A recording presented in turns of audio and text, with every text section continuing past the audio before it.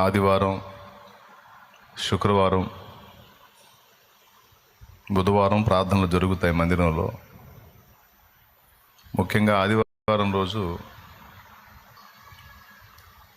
ఎక్కువ మంది ప్రజలు గ్యాదర్ అవుతారు. మరి నిన్న నాకు మనవాళ్ళు చెప్పినటువంటి విషయం ఏంటంటే, తండ్రి సన్నిధి వాళ్ళకి నీళ్ళు ఇవ్వద్దు అని మరి అధికారులు నిర్ణయించారట. తండ్రి సన్నిధికి నీళ్ళు ఇవ్వద్దు అంటే చిలకలూరుపేట పట్టణంలో ఆరాధనకు గ్యాదర్ అయ్యేటువంటి సుమారు 50 నుంచి 60 వేల మంది ప్రజలకు నీళ్ళు ఇవ్వద్దు అని నిర్ణయించారు. ఓకే, అది దృష్టిలో పెట్టుకొని ప్రార్థన చేయండి.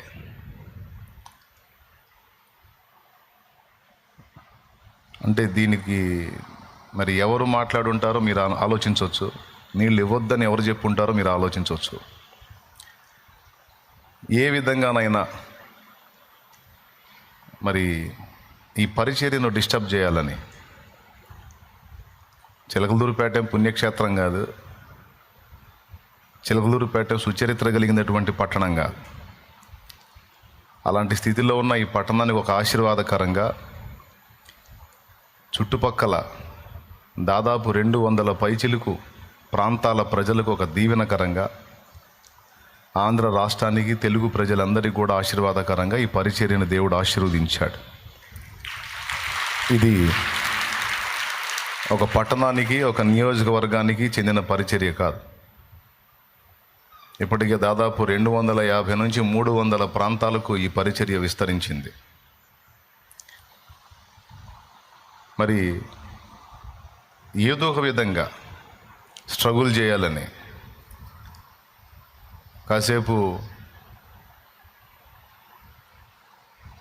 కొంతమంది అధికారులు వస్తారు, మీకు అవి ఉన్నాయా అదే ఇదే అని అడుగుతారు.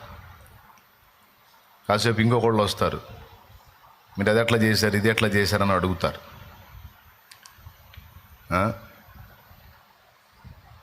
కాసేపు ఇంకొకళ్ళు వస్తారు, మీకు అవి ఉన్నాయా అని అడుగుతారు. వాళ్ళు ఎందుకు వస్తున్నారో నాకు తెలుసు, వాళ్ళని ఎవరు పంపుతున్నారో కూడా నాకు తెలుసు. అంటే మీకు కూడా తెలియాలని చెప్తున్నాను నేను, జస్ట్ ప్రేయర్ చేయటానికి. భయపడైతే కాదు, మీకు మీ దృష్టికి తీసుకొని రావాలి. ఫస్ట్ మీరు ప్రేయర్ చేయాలి అంతే. ఎందుకంటే ఏ మనుషుల దయా దాక్షిణ్యాలతోనో ఎవరిదితోనో నేను ఈ పరిచర్య మొదలు పెట్టాల. దీనికి దేవుడే కేంద్రం.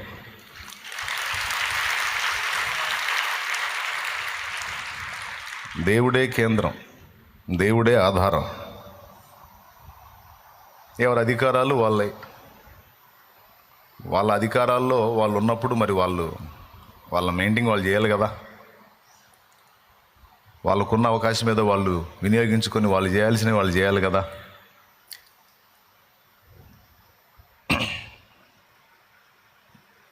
చాలామంది వచ్చారు, చాలామంది వెళ్ళారు.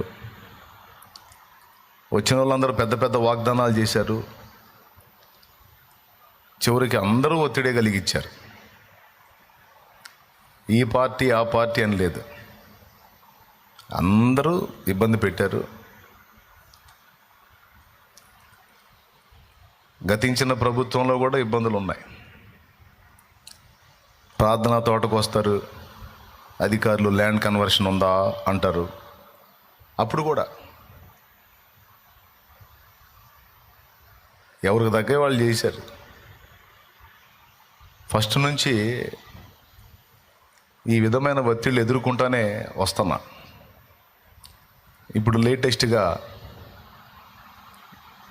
నిన్నటి రోజున నాకు చెప్పారు, నీళ్ళు ఆపేసేయండి వాళ్ళకి అని అన్నారని. మరి మీలో చాలామందికి ఇది తెలియదు కాబట్టి చెప్తున్నా. పర్వాలేదు, దేవుడు ఏదో దారి చూపిస్తాడు, ఇబ్బంది ఏం లేదు. కాదు, ఇది మరీ దారుణం, బాధాకరం. కానీ మీ నోట్స్లో ఉండాలి ఇది. తండ్రి సన్నిధి మినిస్ట్రీస్కి నీళ్ళు ఆపండి అనేదైతే నిన్నటి రోజున మాట్లాడారు. ఎందుకు ఆపమన్నారో మీరు ఆలోచించండి. ఎవరు ఆపమని ఉంటారో మీరు ఆలోచించండి. ఎవరు చెబితే మిగిలిన వాళ్ళు కదులుతారో మీరు ఆలోచించండి. ప్రార్థన చేయండి. సదరు వ్యక్తుల కోసం, అధికారుల కోసం ప్రార్థన చేయండి. దేవుడు వాళ్ళని దర్శించాలి. వాళ్ళందరూ ఇక్కడికి వచ్చి కనపడి మీకు అందరికీ వందనాలు చెప్పి పెద్ద పెద్ద మాటలు మాట్లాడిపోయిన వాళ్ళే. పర్వాలేదు. ఎవరు వచ్చినా గౌరవించాం, మనకున్న దానిలో సన్మానించాం, మాట్లాడేదానికి సమయం ఇచ్చాం. అయినా వాళ్ళు చేసేటువంటి పొరపాట్లు వాళ్ళు చేస్తున్నారు.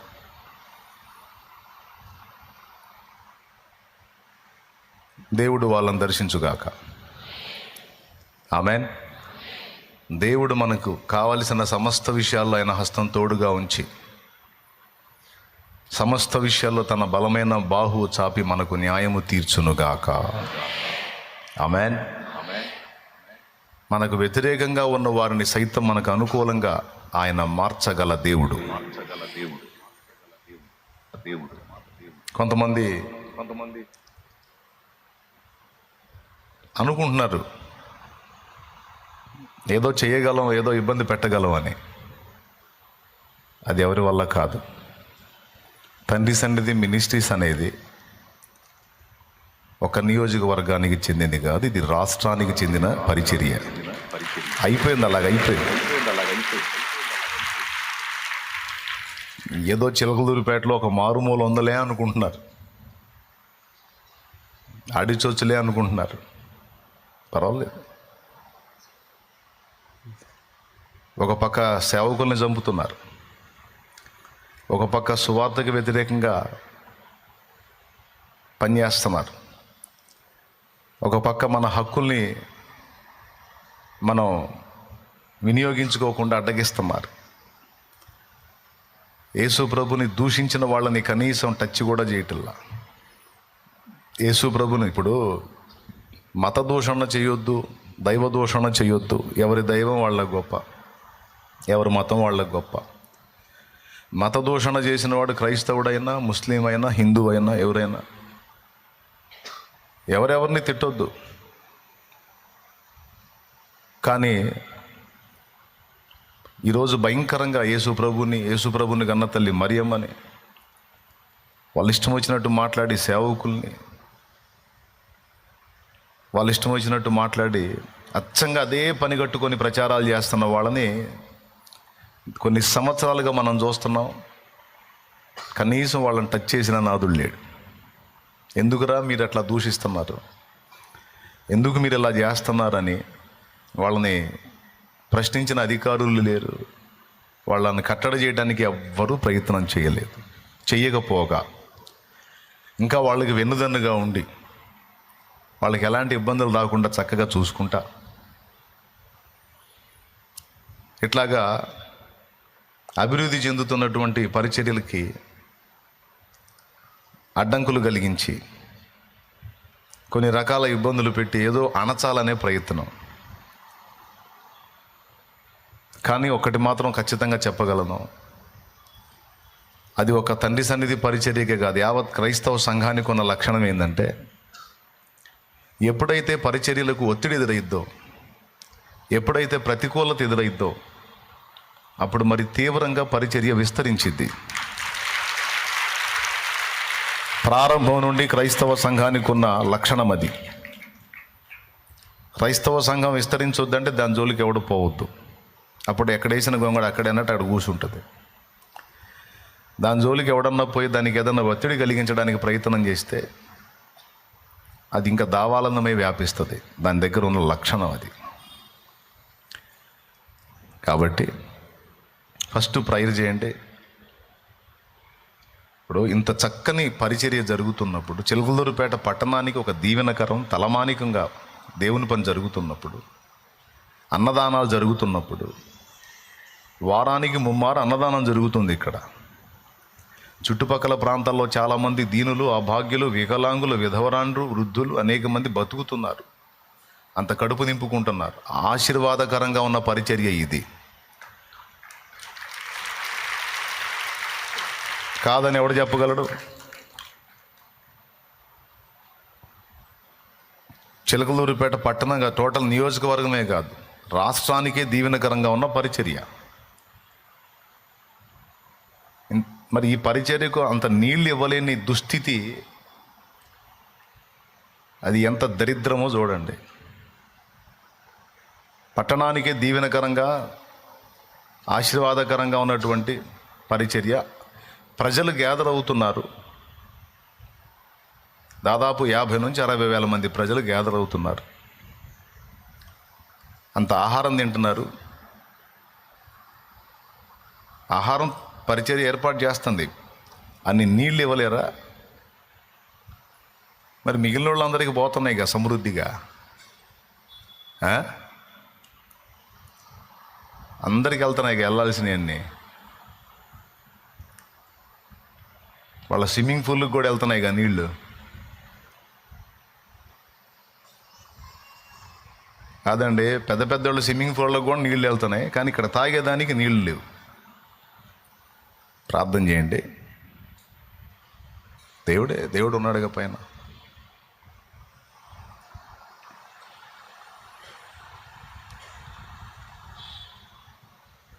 కానీ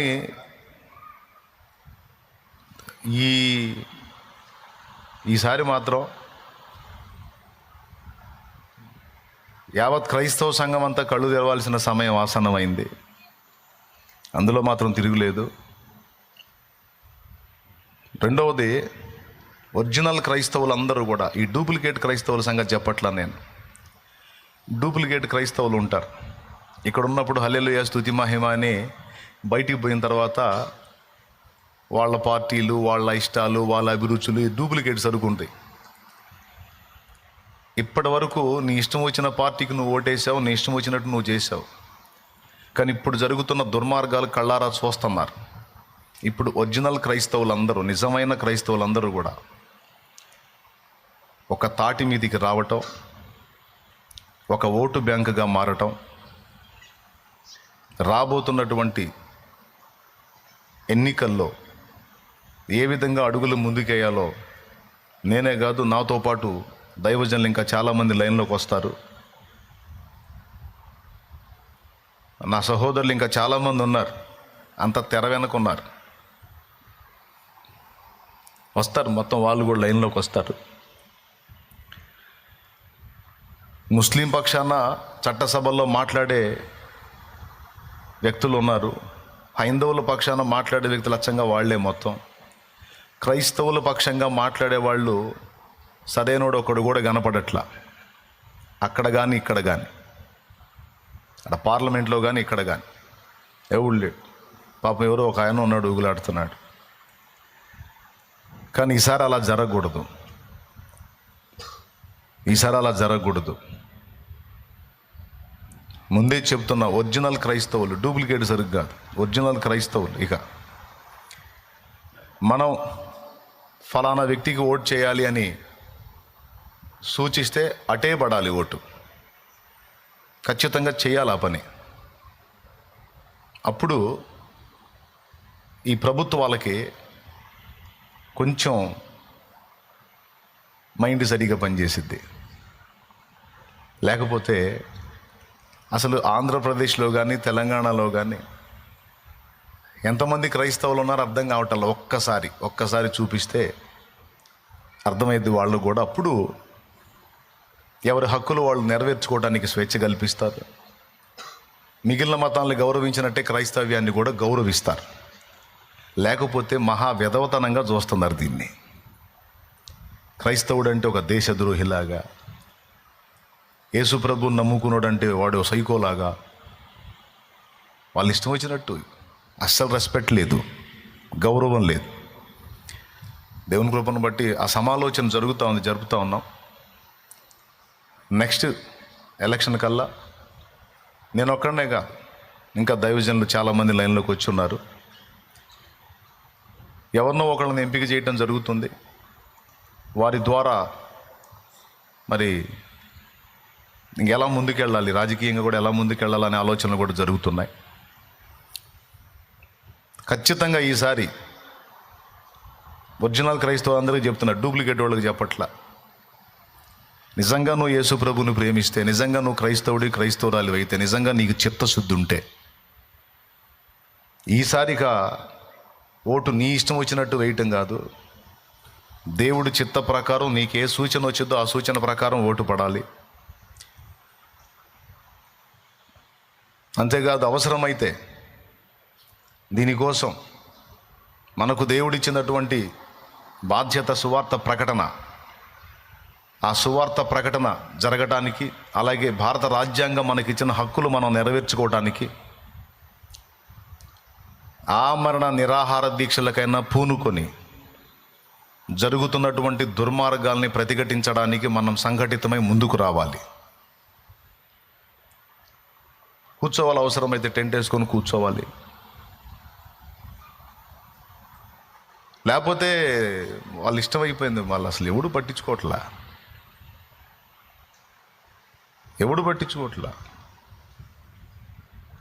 జరుగుతున్న దుర్మార్గాన్ని అడ్డగించకపోగా శాంతిగా జరుగుతున్నటువంటి ఇలాంటి వాటికి కూడా అవరోధాలు కల్పిస్తూ నీళ్ళు ఇవ్వద్దన్నారంటే ఎంత దుర్మార్గం చూడండి, ఎంత దరిద్రమో చూడండి, ఎంత దిగజారారో చూడండి. నీళ్ళు ఇవ్వద్దన్నారంటే ఎన్ని ఉంటాయి. ఇప్పుడు ఎవరి సమయాలు వాళ్ళకు ఉంటాయి కదా, ఏం పర్వాలేదు. వాళ్ళ సమయం వచ్చినప్పుడు వాళ్ళు ఆడతారు, మన సమయం వచ్చినప్పుడు మనం చేసేది మనం చేస్తాం, మనం చూపించేది ఏదో మనం చూపిస్తాం. దేవుడు మనకు కూడా అవకాశం ఇస్తాడు కదా, కాబట్టి ప్రేయర్ చేయండి. కానీ ఎవరికి లొంగేది లేదు, ఎవరి మోచేతుల దగ్గర నీళ్లు తాగేది లేదు, ఎవరి కాళ్ళు బిసికేది లేదు, ఎవరికి దండాలు దశకాలు పెట్టేది లేదు. అది మాత్రం పక్కా.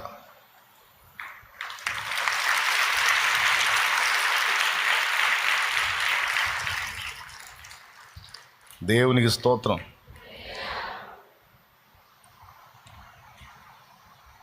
అవసరమైతే కొనుక్కొని తాగుతాం, ఇబ్బంది ఏం లేదు. కానీ సంఘానికి సిగ్గు రావాలి, సంఘానికి మైండ్ పనిచేయాలి. అందుకని చెప్తున్నాను నేను, సంఘానికి చిత్తశుద్ధి రావాలి. వేలాది మంది కూర్చోగానే సరికాదు, ఈ వేలాది మంది శాసించగలుగుతారు అన్న భయం అవతల వ్యక్తులకు కలగాలి. కాబట్టి ఏం పర్వాలేదు, దేవుడు కృప చూపుతాడు, దేవుని పని జరిగిద్ది. నీళ్లు ఆపేయమన్నారు అన్నది గుర్తుపెట్టుకోండి. ఏం చేయమన్నారు, దేనికి ఆపేయమన్నారు? తండ్రి సన్నిధికి నీళ్ళు ఆపేయమన్నారని గుర్తుపెట్టుకోండి, అదొక్కటి గుర్తుపెట్టుకోండి. మరి ఒక పాట పాడుకొని దేవుని వాక్యాన్ని ధ్యానిద్దాం.